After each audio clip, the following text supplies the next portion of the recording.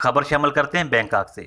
آج مورکھا 13 اکتوبر overseas Pakistani Thai ایسوسی ایشن کا ماہانہ اجلاس او پی اے کے ہیڈ آفس میں منعقد کیا گیا، جس کا آغاز تلاوت قرآن مجید سے کیا گیا اور نئے آنے والے مہمانوں کو خوش آمدید کہا گیا۔ اس اجلاس میں اوورسیز پاکستانی تھائی ایسوسی ایشن کی ایگزیکٹو باڈی اور تمام ممبران نے شرکت کی اور اجلاس کی صدارت او پی اے کے صدر جناب عبدالغفار وارثی نے کی۔ اجلاس میں مختلف امور پر بات چیت ہوئی اور سیرت النبی کانفرنس 7 دسمبر کو منعقد کرنے کا فیصلہ کیا گیا اور اس حوالے سے ممبران کو ذمہ داریاں سونپی گئیں۔ میسوٹ شہر کے دورے کے حوالے سے بات کرتے ہوئے جواد بشیر نے کہا کہ میسوٹ شہر کا دورہ بہت ہی کامیاب رہا، جس میں پاکستانی کمیونٹی نے بھاری تعداد میں شرکت کر کے فنکشن کو چار چاند لگا دیے۔ مزید انہوں نے میسوٹ شہر کے ڈپٹی تھرائی جاد چانتیکل کی فنکشن میں شرکت کو سراہا اور اوورسیز پاکستانیز تھائی ایسوسی ایشن کے ممبران کو مبارکباد دی۔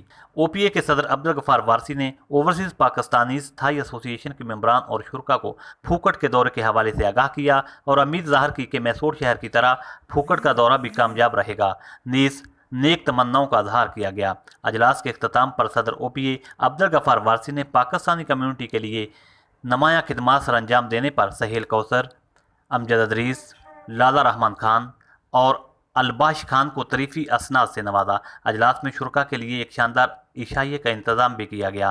او پی اے کے صدر عبدالغفار وارثی نے 96 نیوز ایچ ڈی سے بات کرتے ہوئے اوورسیز پاکستانی تھائی ایسوسی ایشن کی ایگزیکٹو باڈی اور ممبران کی کاوشوں کو سراہتے ہوئے کہا کہ پاکستانیوں کا ایک پلیٹ فارم پر اکٹھا ہونا وقت کی اہم ضرورت ہے۔